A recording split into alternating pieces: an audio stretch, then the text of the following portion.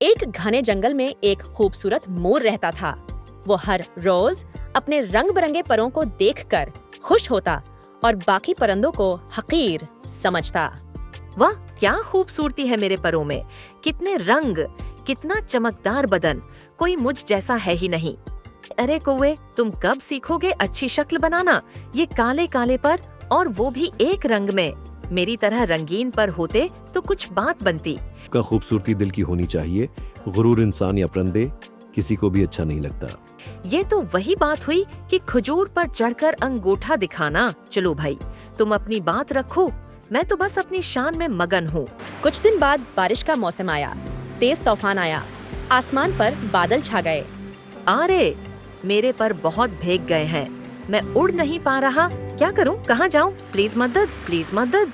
आओ, मैं तुम्हारी मदद करता हूँ।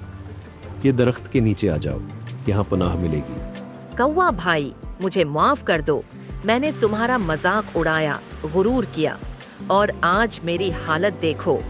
कोई बात नहीं, असल खूबसूरती आजिज़ी में है, और सच यही है कि गुरूर का अंजाम हमेशा बड़ा होता है। गुरूर इंसान को गिरा देता है और सादगी हमेशा इज्जत दिलाती है। House of Children's